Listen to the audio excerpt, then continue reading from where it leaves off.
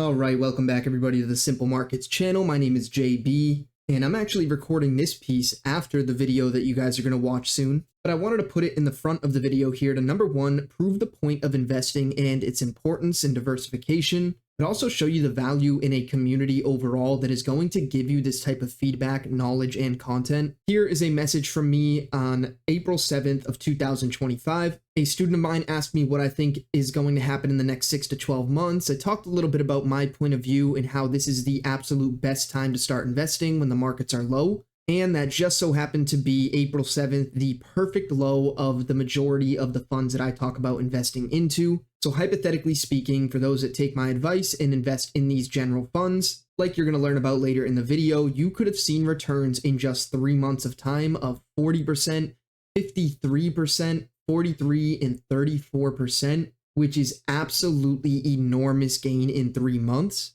In fact, that beat my personal Forex trading account. That beat the majority of my other asset classes that I hold at the moment. This is why investing is important for diversification, even alongside trading. And for those of you that say these could just be shot in the dark funds, here is an example of team content. I always update my entire group on my portfolio and what I'm doing with it.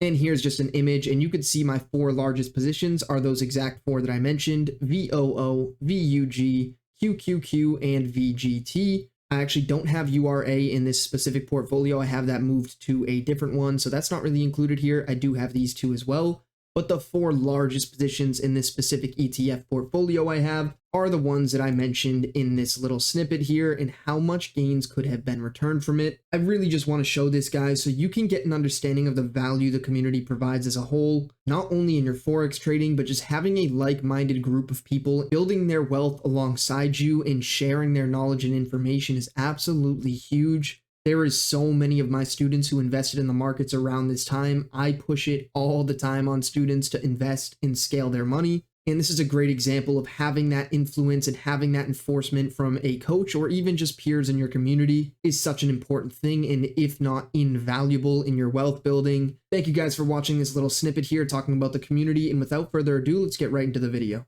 For those longtime subscribers, you may even recognize part of this slideshow. You guys know I prefer to drop information and value. I'm no artist. This slideshow is not beautiful by any means, but it's going to get the point across, which is the most important part here. And I do want to talk about investing and the importance of it. I'm going to teach you how to do it, what brokers I would prefer depending on where you live, and then even where to put your money. Of course, I got to preface this isn't financial advice. Now, I guess a little bit of credentials here to start. Many of you guys know, and especially the ones that are in my community, I am fairly well diversified. I have a lot of money in the stock market. I have a real estate business. I have gold. I hold crypto. I have my Forex trading. I have Simple Markets as a business. So I do have a lot going on. But one of the most important parts of all of this is there's active and passive income. And taking the money that you make from things like Forex trading and prop firms and being able to delegate that into a proper place is going to absolutely explode your net worth over the long run. And in my opinion, I would say it is completely mandatory and this is not an optional thing. And we're going to dive into a little bit why later in the slideshow, but starting here with Forex versus investing and why you need both. I do like clarifying here they are different things. Forex investing is more of an active income because you are hopping on the charts every day. And in the process of doing so, you're setting your orders, you're managing trades, and even with prop firms, you are month to month buying more valuations, scaling up. This is definitely a more active income. Now, of course, it's slightly more passive with our swing trading style than a lot of other Forex trading, but nonetheless, it is active income. And then over here, we have passive income. Now, Fidelity Investments, this is just the firm that I use or the broker. Just using this to represent the idea of investing in general, but this is completely passive income. But with all of my investment accounts, I only hop on really about once a month. And keep in mind, I'm a lot more of an active investor than others. I like to move my money around. I like to change it up into different positions based on what I feel is going on in the economy. For most people, you can sign into your brokerage account, set up automatic investing, and leave it alone for 20 years. This is what a 401k is, for example. They take small portions of your paycheck and they go and invest that into the markets, and you honestly probably don't even look at it or know what it's invested into for the majority of you. And I don't say that in a condescending manner. There has been studies that about 74% of Americans have no idea what their 401k is invested into. They just trust their employer. but why you need to start. Now, the bank in general that you have your money sitting in, if you have a savings account, on average returns 0.57% compared to something like the S&P 500, which is something you've probably heard a lot thrown around on social media. Everybody talks about it. Nobody tells you how to actually do it. That's why I want to make this video today. You actually can't invest in the S&P 500. A lot of people have this misconstrued, and especially those gurus online who just say, throw your money in the S&P 500. This is not actually a fund you can put your money into. It's more of an indicator if you want to think of it that way, but it is the top 505 stocks in the stock market as a whole. All the ones you've heard of: Microsoft, Apple, Google, Meta, Nvidia. But as I mentioned, it's more of an indicator. You can't really put your money into this. However, there is a lot of things called index funds or ETFs that track the S&P 500. This is things like SPY, VOO, and we're going to go over it later in the video. But not only that, this returns an average of 10.22% per year, which is what APY stands for. It does not stand for average per year. This is called your annual percentage yield, and that is about 10.22%. Hope my ugly slideshow is not losing you guys here. We're going to pop over to inflation.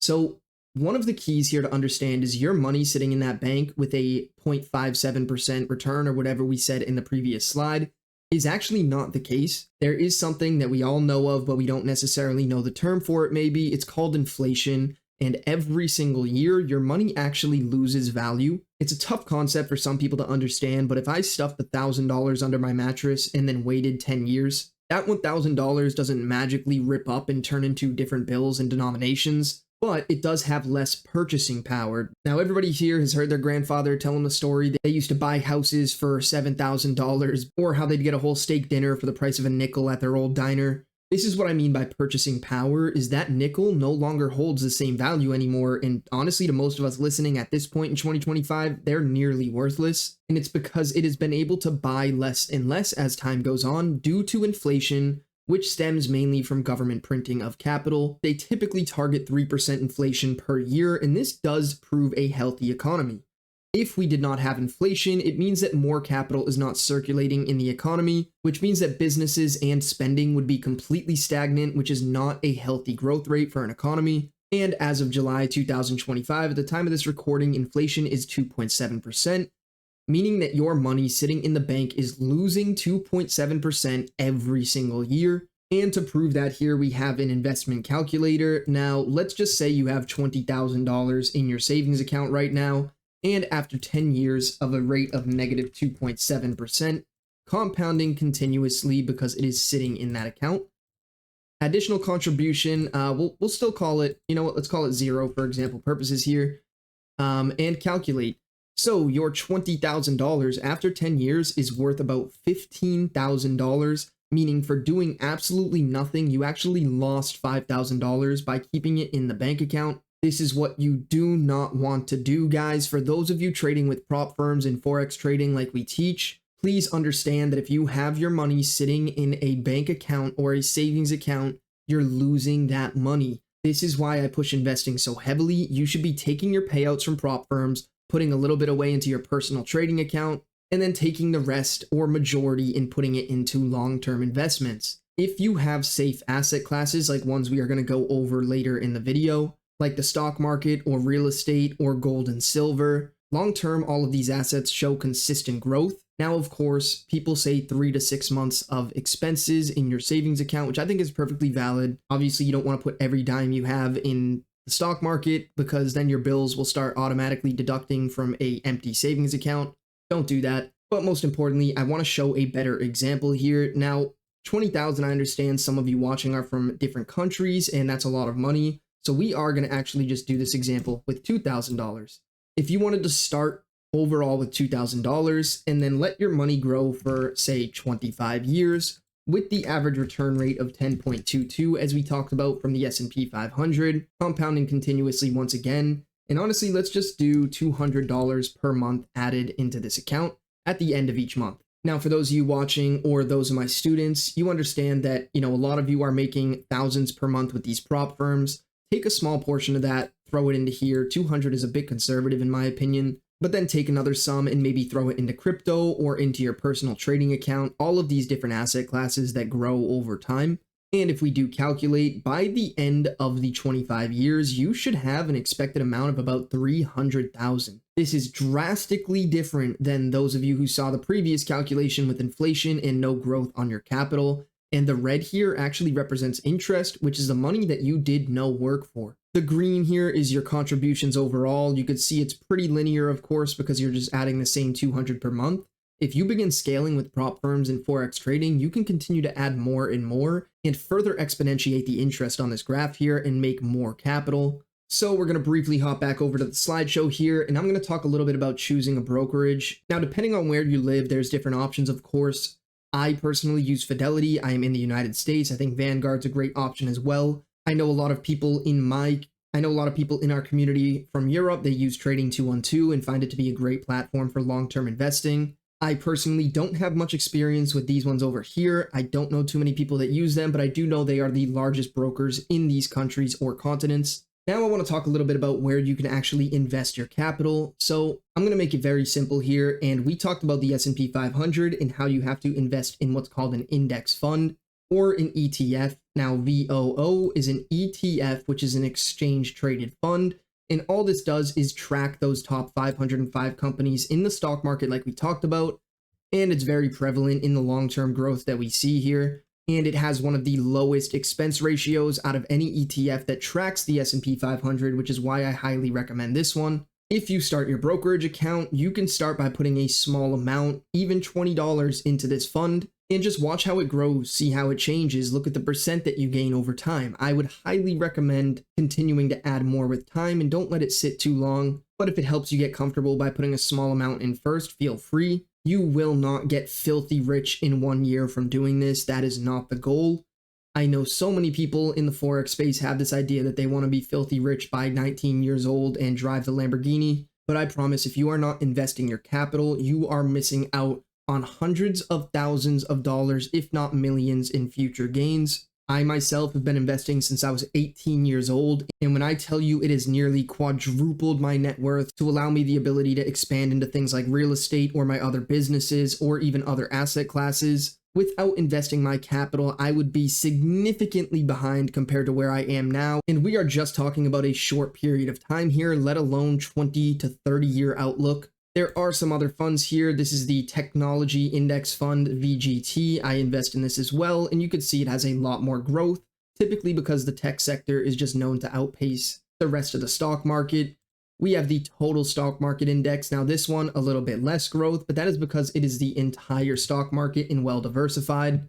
And then we have a growth fund here, which, as you can see, has much more growth. But once again, it's on large cap ETFs and focused on growth. Now, for those of you that are familiar with the community, we have a lot of content here on this topic. I have my old video, Investing 101.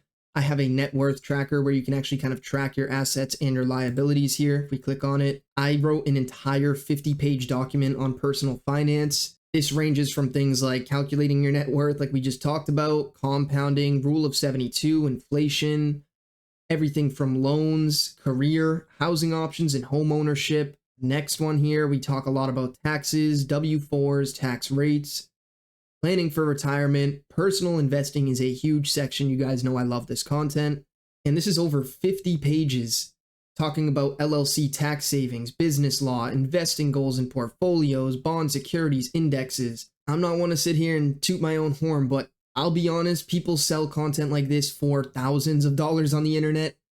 This information alone is worth, like I said, hundreds of thousands, if not millions, to your future self, starting early and learning. And this is just a little piece of the community that we have on top of all of our Forex trading content. I highly recommend checking out the community for this reason. I think it is invaluable. My students say the same thing. And honestly, there is so much more I want to go over with investing, but this video would drag on and on. If you have any questions about investing or how to get started, you guys know you can reach out to me in DMs. I'll help you get started, choose a broker, open the account, whatever it is you need, just let me know. I hope you guys gained some value from this video. It's a little bit of an updated version from my previous one. Thank you all for watching. I appreciate you tuning in each week and have a great rest of your week. I will see you guys next Monday.